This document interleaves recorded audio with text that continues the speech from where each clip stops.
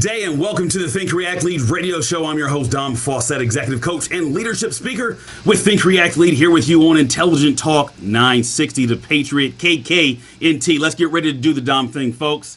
All right, it's been a week since we've last spoken. Well, out there in Facebook world, thank you very much for tuning in. Instagram world, same thing to you. Thank you very much. And you listeners, love all of you. Well, folks, I just came back from Seattle. And, you know, this is what I find very, very interesting. I am a 42-year-old grown man. By encouragement of my parents at a young age, I joined the military. Shortly thereafter, to pay tribute to my great-grandfather, who was one of the first black police officers in Philadelphia, I became a police officer in Jackson, Mississippi. Jackson, Mississippi was not a choice. It just happened. But tell my dad I'm about to leave, and he goes to tell me, he said, well, are you sure you want to go to Seattle? There's a lot of civil unrest down there. And that's not how he sounds, but in my head at the moment, that's how he sounds. And I'm thinking to myself as I'm talking to my wife, Dad, you do realize, like, my first deployment was North Africa, my second, like, I've been all over the place. I'm certain I can handle Seattle. Like, growing up in California, gang violence, like, all of the things, Seattle's not going to be the thing that takes me out. Folks, how many of you have parents, no matter how old you get, or people around you that forget that you, my friend, are an adult? And I'm bringing this up because how many times have you forgotten that you're an adult? How many times have you forgotten that you've conquered walking? You've conquered speaking the English language at a minimum. You've conquered math, which I don't know about you guys, but for me, I hate it. But you've conquered breathing, which if you break down how breathing takes place, like, there's a lot of work the body has to do to even keep you alive. Like, you've had jobs, you've had kids, which I don't even know how you do that. Let me have one, I'm out, right? So it's sometimes we forget that we can do things, and we've gone through things, and we've succeeded, right? Success, as I've stated before, is not monetary, my friends. Success is a feeling. But sometimes you forget to feel, and you leave that stuff in your blind spot. Or what's in your blind spot are people that are just way too close to you. Some of you have people in your life that are slowing you down, but you don't realize it because you fail to take a look in your blind spot to see who's there before you go to switch lanes. And you're letting other people dictate what it is that you do or what it is that you're thinking about doing. If you're just tuning in, again, my name is Dom Fawcett, host here of the Think React Lead radio show on Intelligent Talk 960, the Patriot KKNT.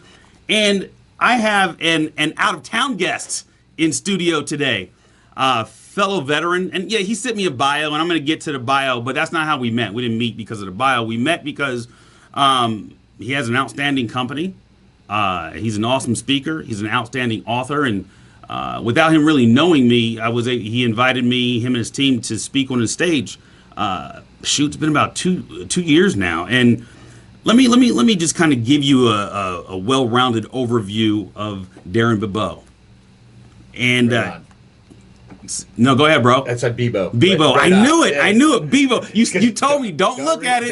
Don't read it. Darin Bibeau is the president and owner of National Chimney, Natural Light Energy Systems, and Kennedy Skylights. He's a former Coast Guard law enforcement detachment team special operator and government contractor assigned to restoring civil order in Southeast Asia. He's also a motivational speaker, business consultant, and now author, which we're going to talk about, his awesome book.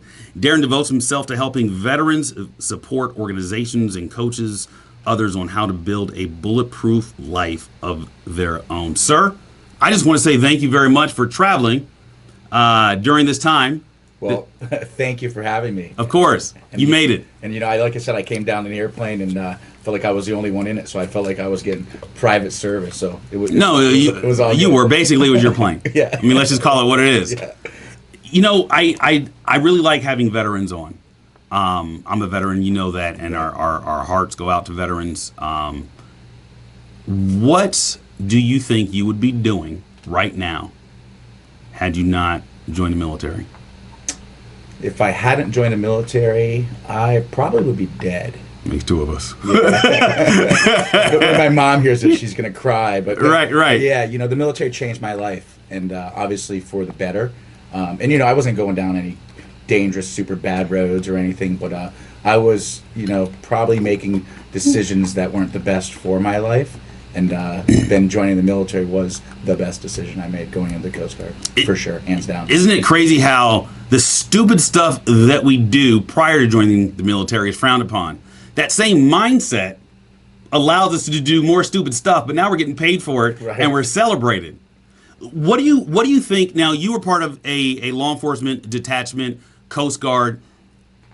Just give me one crazy story that kind of reshaped you with your experience in the Coast Guard. Like, we all have that crazy story that we're like, oh, maybe I shouldn't have made that one.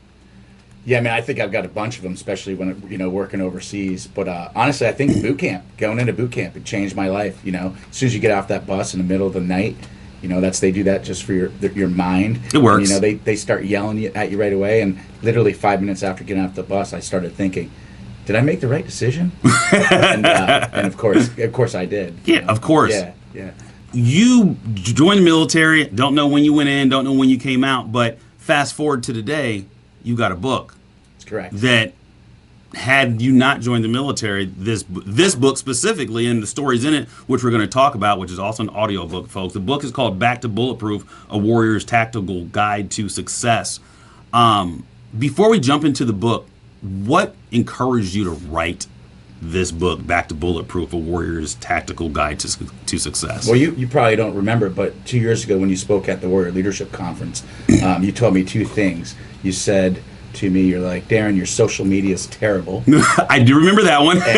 and you need to get yourself out there because people need to hear your story. Right. So I interpreted that as, what, a lot of people have asked me, when I tell them stories, like, oh, you should write a book. And I think they say it just jokingly, but at the same time, I took it seriously. Yeah. And then I'm a goal setter. So one day I just woke up and I'm in a mixed group and we were talking about writing books. And basically, long story short, I said, yeah, I'm going to write a book and I'm going to have it done by the end of the year. And by December 31st, it was all edited and done, ready to go. So it was completed. I hit my goal and it came out this March. And then the audio came out in May. So you have a written book, which this is a thick book, but it's got pictures in it, folks. Yeah. I like that. And he's got swag. Thank you for the shirt, by the way. No problem. Everyday GSD, which is for this radio show. It's every day get stuff done. That's correct. Right. Yeah. For this show. for the show, stuff for the show. Yeah. A lot of people talk about writing a book. Most people don't do it. We've all seen the people try to do the things. I want to jump right into your core values because I know what my core values are, and is HILS, honesty, integrity, loyalty, and service, and it helps me do a lot of things. But your core values, the acronym is HONOR. Can you break that down for us? Yeah, so it's simple. We hire and fire, and we run our company on core values. And so HONOR basically is an acronym that we came up with. And I wanted to use honor because I feel like when I was in the military, that was one of our core values in the Coast Guard. Honor, respect, and devotion to duty. So I took that actual word, made it into an acronym, and then like this card right here, I don't know if you guys can see this. So it's our company core values, and on the back of it, it tells you basically all of our core values, what they mean. So, and I can read it to you guys so you can Please, see it. Thank so you. It basically, H is honesty and integrity. O, operating at the highest level all times. N, never say never. O, originality, thinking outside the box. And R, respect the customers, the company, and yourself. So obviously my employees carry this card around with them, and that's to remind them that everything they're doing is important, that it's for their customers, themselves, and the company at all times. So I don't want them to stray off the track. I want good people doing good things. And that's basically why we did this. And we came up with this several years ago, and it's changed the way we operate our company. Now, you've operated at this standard for how long? Since when do you think? Ooh, over 10 years. Okay. And it's safe to assume, prior to that, I mean, my company, Think React Lead, it started maybe 5 years ago, but the mindset behind it was probably when I was 19, 20 years of age. I want you to tell me about a time that, I've read some of your book, And there's some things that you've done in there specific to drug busts and the smuggling. A lot of people don't really understand the Coast Guard. Like, fellow veterans will joke back and forth, Right. but people don't really understand. There's like one movie out there, maybe two, that talk about the Coast Guard, but what do you do for America's borders? Well, it's interesting because there's so many different aspects of the Coast Guard, and I think that's what's confusing to people. They don't understand it. So when I was in the LEDET, Law Enforcement Detachment Team, it's part of TACLET South. So that's a special operations unit that basically is to stop narcotics from coming into the U.S. Okay. And so we basically go out in the water and chase bad guys. And then some of the guys on the teams will go into South America and Central America, go on land and do it in the rivers, and then other countries as well. But when I was doing it, it was mostly Colombia, Venezuela, Peru, Suriname. Those are the areas that I was working at. Right. And we had some of the largest cocaine drug busts and took down some of the most ruthless drug dealers out there. So it's pretty rewarding. I would definitely say so, and safe to say you're a great swimmer. I've seen some of the training for the Coast Guard folks. We're talking about Darin Bibeau's Right book, on. Back to Bulletproof, A Warrior's Tactical Guide to Success. And when we come back from break, we'll tell you where you can find it. And we're going to dive more into the book, specifically some of the chapters that kind of stood out to me, if you're okay with that, Darin. Before we go, where can they find you on social media? You can find me on all social media platforms. It's Darin Bibeau, Darin, B as in boy, I, B as in boy, EAU, Instagram, Facebook. The whole nine. All of them. Yep. It's very easy. I love it. I love it. Folks, if you're just tuning in, I'm Dom Fawcett, your host of the Think React Lead radio show here on Intelligent Talk 960, The Patriot, KKNT. You know what? I want you to think about one thing. What's an area in your life where you feel being bulletproof would be beneficial? Like, put some serious thought behind that. And I'm asking you to do that because most people don't put thought into their thoughts. It wasn't until I was 34, 35 when I started doing that, but it's made a huge difference in how I live my life and standards that I hold for myself and my non-negotiables. So when we come back from break, we're going to talk about the 6 P's of planning. If you're okay with that, Darin, you know what? I can call him a friend. A lot of people on social media we haven't met, but I've met you. I've seen you probably 2 or 3 times now, and you're the same person online that you are in person, which is cool. You're not that nice online, and you're not that nice in person, which is great, right? It lets people know, hey, this is just how he is. But I think a lot of that comes from the fact that you own, but you've ran successful businesses. When I first jumped into this entrepreneurial space, I was bright-eyed and bushy-tailed, and I was a people pleaser because I thought that's what you needed to do. But when you start investing and you start losing some money and then you start making some money and you understand the work it takes to run a team, and then the stresses it takes, and we're going to jump into the 6 P's of planning, but the stress that is built in you to have the fervor. Like, you have successful companies. That's correct. Like, you're good. You can travel anywhere in the world that you want. You and your wife, you don't have to look at the right side of the menu. Like, you do all right for yourself. But I do have a great team that's able to get me there, though. Oh, it's totally true. But even having a team Yes. is stressful because one person on a team on a Monday is one person. Come Tuesday or even noon, they could be a completely different person. Right. So the fact that you can manage and direct and lead all of that says a lot about you as a person. So thank you for being a great leader. Now, your book, Back to Bulletproof, A Warrior's Tactical Guide to Success, the 6 P's of Planning. Dude, what are the 6 P's of planning? It's pretty simple. Proper planning prevents piss poor performance. Okay. Proper planning prevents piss poor performance. Right. Proper planning prevents piss poor performance. What? Yeah. So your lack of planning shouldn't be my emergency. Right? I like that. It's very simple if you think about it. So it's like anything. I learned this in the military. You do everything, repetition over and over again. It's so you get good at it. Right. They're not just having you do this because they're like, we want you to do more push-ups. We want you to get stronger. So when you get up in the day, if you just get up and you have no plan for the day, you're just, what are you doing? Right. Nothing. You're doing nothing. You're not even really living. Right. So if you have a plan and you can execute the plan, at the end of the day when you go to bed, you said, you know what? I had a great day today. I spent it with my wife. I spent it with my kids. I don't have any kids, but if you have kids, Right. and your plan is to bring them somewhere, you planned, you put proper planning in, and then you executed it. And at the end of the day, you go, you know what? We had a great day together. whatever it is, whether it's in work or your personal life. Okay. It's that simple. Now, I used to struggle, and it took me a long time to get past this, managing and leading people that didn't have a military background. How did you get over it or through? How did you break that barrier?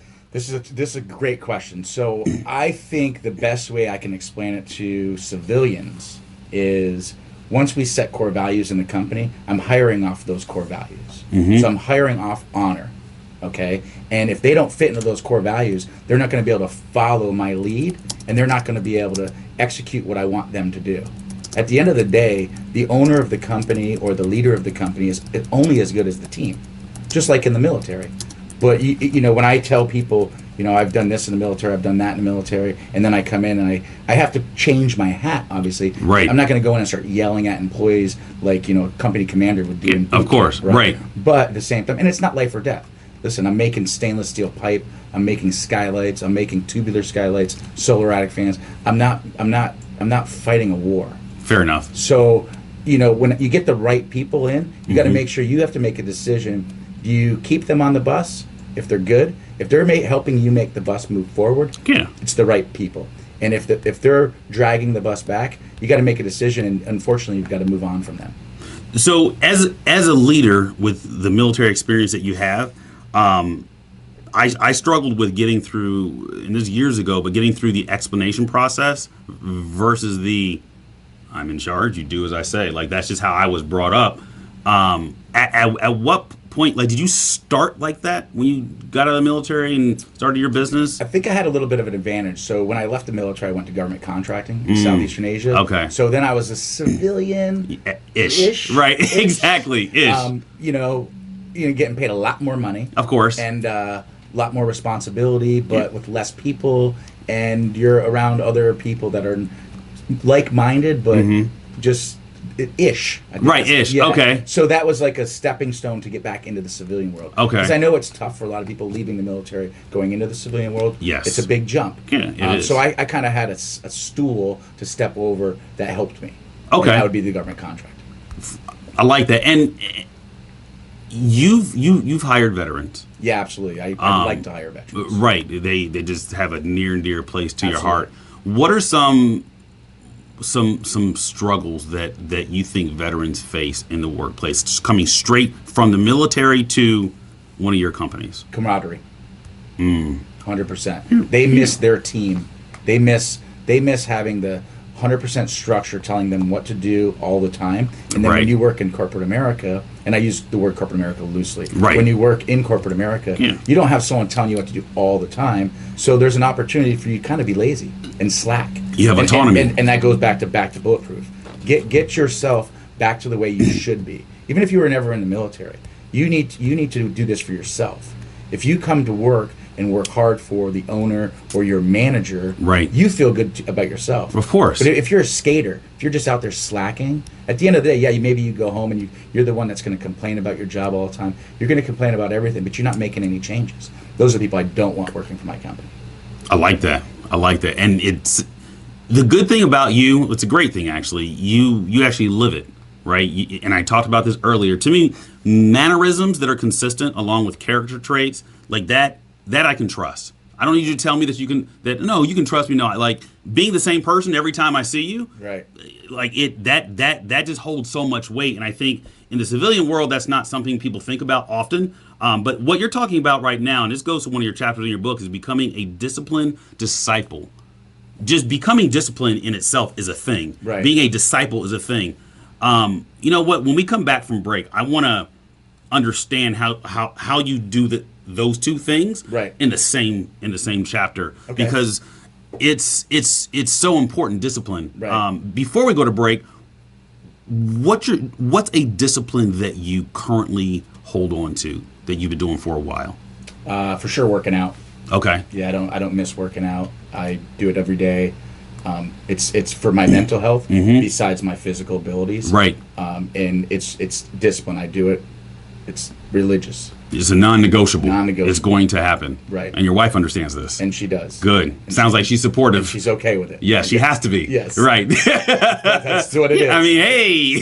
Non-negotiable. It's a non-negotiable. You know what? I told my wife before we got married, I have non-negotiables, and I said, look, I need you to have non-negotiables. I need you to understand that it's not just about me, it's about you. But when she gave her list outweighed mine, which I was like, okay, maybe I shouldn't have told her that, but it is what it is, folks. So we were talking about becoming, and this is going back to your book, Back to Bulletproof, a Warrior's Tactical Guide to Success, which you also have an audio book. You know, before we jump into the discipline or becoming a disciplined disciple, can we talk about the audio book, like how that came about? Sure.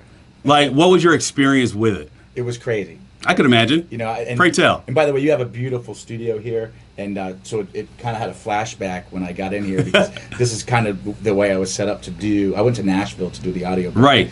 Keystone Studio is the one who did it. Okay. Well-known studio, and yeah, it was wild.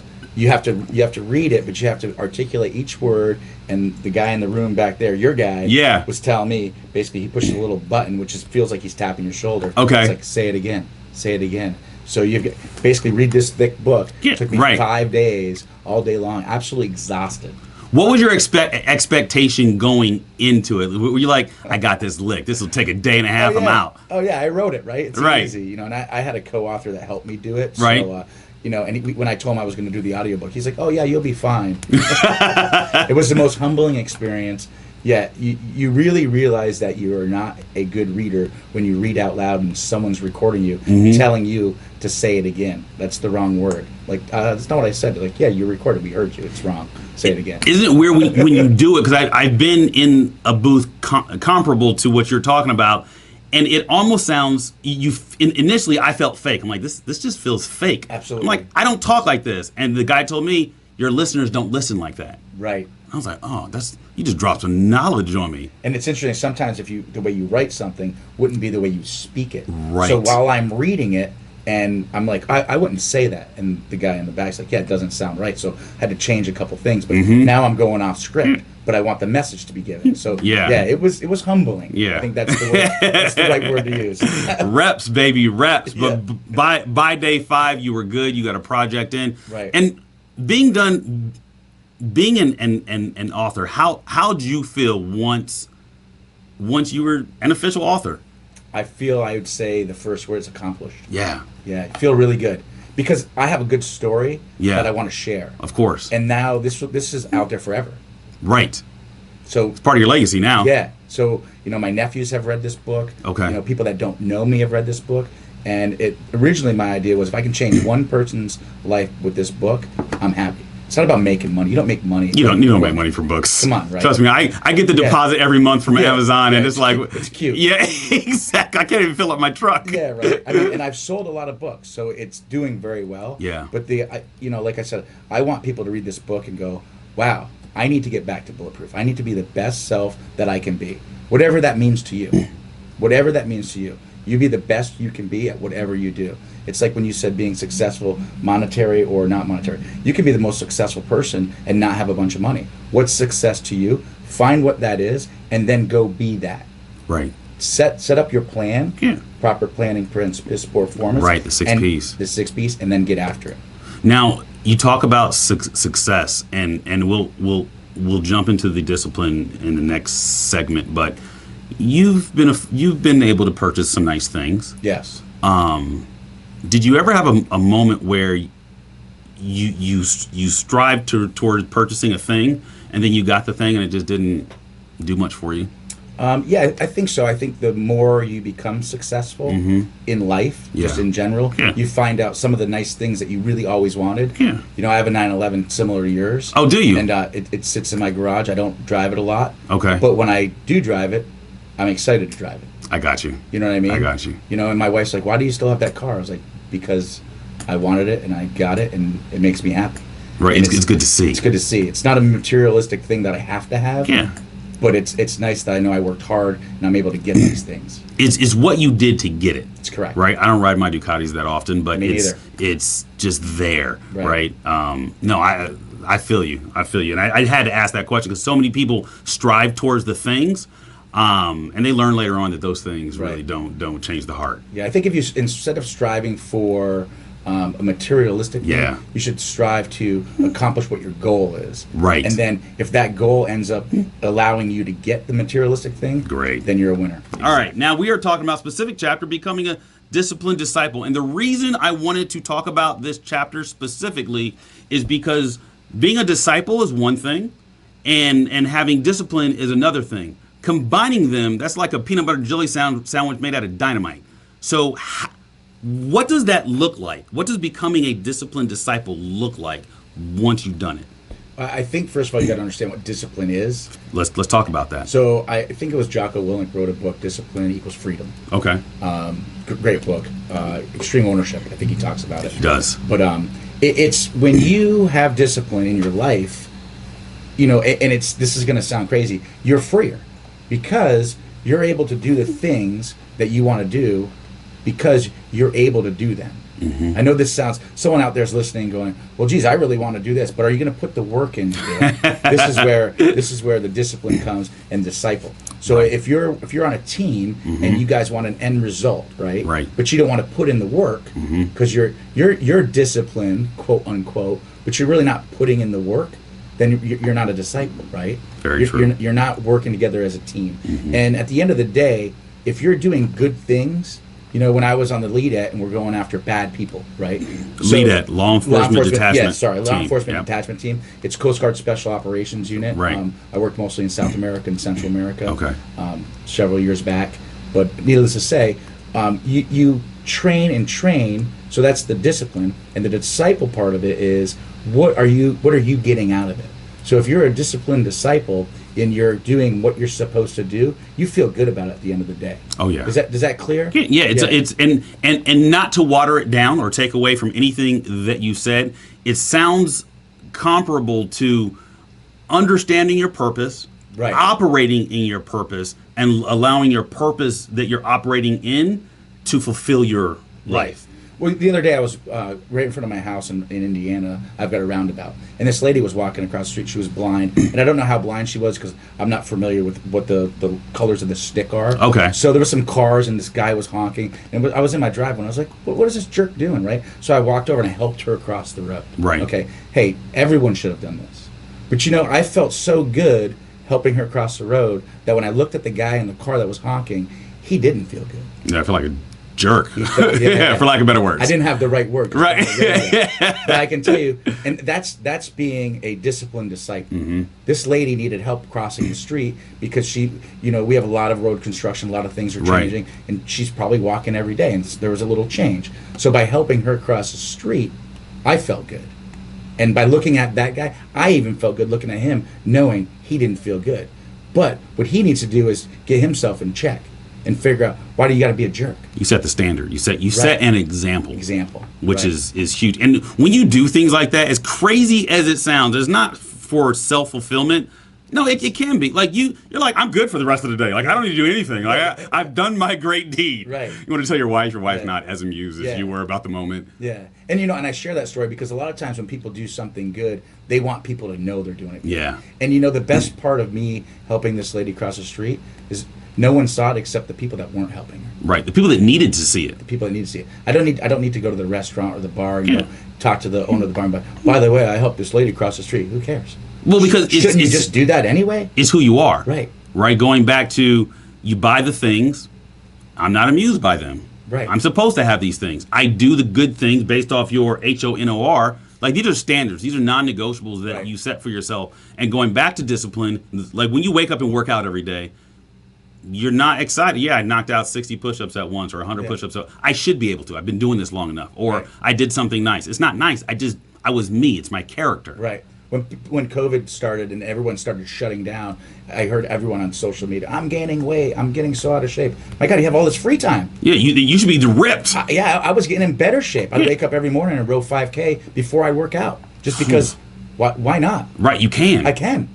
Yeah. And what I've noticed about this downtime, I'm only bringing it up because you did, is that my health is better.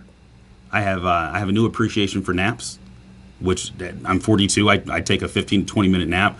I run more. So what are some? My wife would love you. She loves a good nap. Dude, like at 1, they're great. I go for a run, come back, shower, and take a nap. But what are some things that you mentioned wife. So what's an area, and I think everybody in a relationship, you're taking two imperfect people trying to make a perfect situation for life.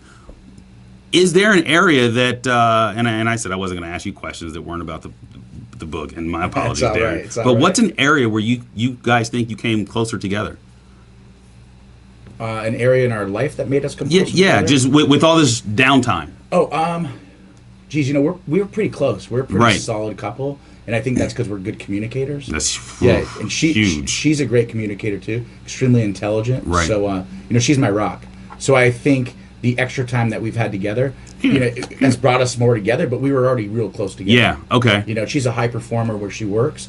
And, Okay. And so we have the same mindset. Like she works out every day too. Okay. Our wives would get along Yeah. very, very well. Right. So I think what's the more time together is great. Yeah. I'm not the guy that's saying I can't wait to get out of the house. Go hang Yeah, out me with neither. my buddies. Right. I don't care. I don't need my buddies. Yeah, I'm good. I'm good. I'm with her. Right. Yeah. Now, speaking of veterans, right? There's a portion in the book called "Honoring Your Vets" or "Honor Our Vets." Right. Give more than thanks. With the downtime, have you been able to do more with vets? In my company, yes. Okay. Not in we'll call it the public world. That makes sense. Because a lot of my speaking things that I was supposed to do, Of speaking course. events, have all been canceled. A lot of, I wanted to go kind of on tour with Right. my book. So a lot of that was canceled. Right. However, it gave us time to really look at our hiring practices in the company. Yeah. And we have an initiative that we try to hire veterans. Okay. And so now I've got 2 people looking for a job. Before I would just say, okay, this is the more qualified person. Now I'm looking, okay, let's find a qualified vet. I'm not Okay. saying that we're not going to hire a regular civilian. Right. But if I can get a qualified vet, and I've had time to reach out to veteran organizations and say, hey, do you guys have people looking for jobs? Okay. Because this is tough times for people.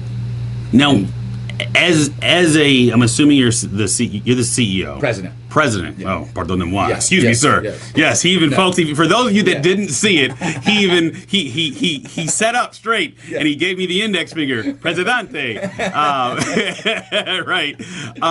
No, my business partner is the CEO. Okay. Marty Fuller. Great guy. Yeah, he's the one who started the company. Oh, wow. years ago. Okay. Yeah, when it was a real small company, and then, good you, guy. You Yeah. came in and Yeah. you guys worked together, made some Yeah. magic happen. Good communicating. What are some tweaks that you've had to make as a president of not just one company, right? Yeah, it's a few companies. Right, That's correct. right. What tweaks have you had to make for your employees? Safety, Okay. a lot of the safety measures that, Yeah. not to get political or go down that road. Right. I think a lot of it's excessive.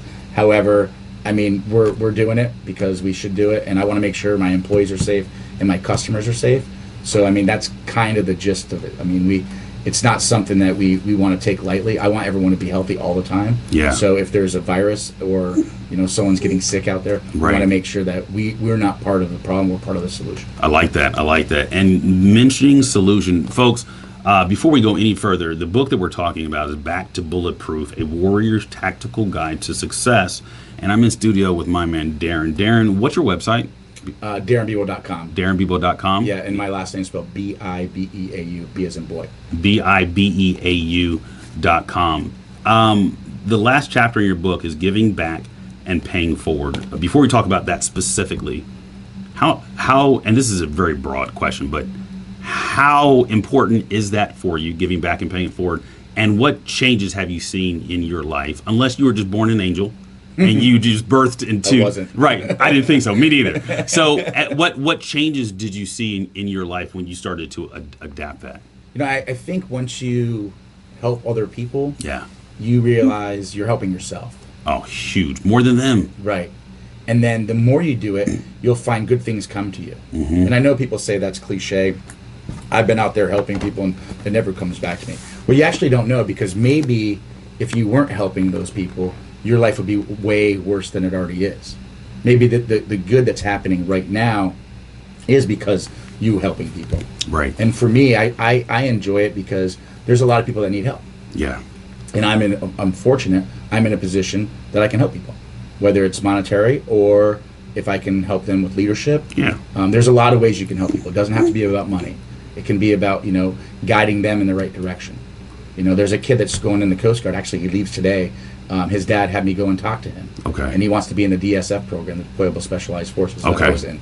And he's 18 years old. This kid He's got a head on his shoulders. I love it.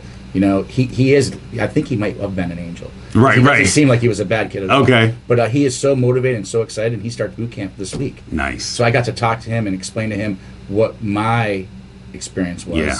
And you know, his dad hit me up right after. He's like, you know, you're changing this kid's life. Because Dude. I go, his life's going to change real soon. Yeah, But- way quicker than this conversation. Yeah. He's going to come back a man. Which is what we. I'm gonna leave that topic alone. Fair enough. Fair enough. Oh my goodness! Yeah. But what I like about just my experience in giving back is that you give back so much and you do so many. And I'm gonna say great things. I'm not even gonna downplay the things that guys like us do. But people see it, they feel it in you before you even open your mouth. Yes. When you're out and about and you're with your spouse, have you ever had somebody come up to you and just compliment you just because of your mannerisms?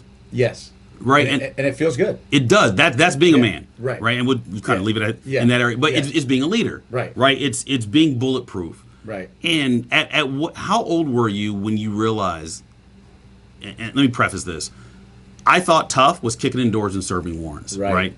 Me and too. then I realized that I trying to emotionally explain myself to my wife was way harder. I would much rather kick in doors and risk dying than have a conversation. And then I realized that being open, just being human, is tough. Like, this is being a man. This is being tough. A peaceful warrior is tough. Yes, right. Being able to be yelled at or cursed at in front of my spouse and just look at a guy and not say a word, right? That's tough. But I was 35 when I got to that point. How old were you when you got to that point? I think when I left contracting.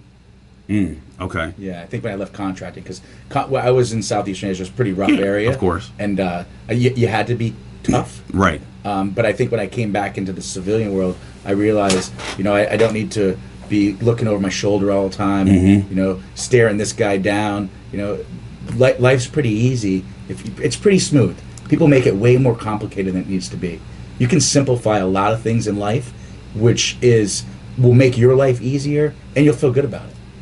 And you're able to walk around smiling, not feeling weird that you're smiling. Right on. Like, every time I see you, you're smiling. Yep. Like, I didn't know that you were the president.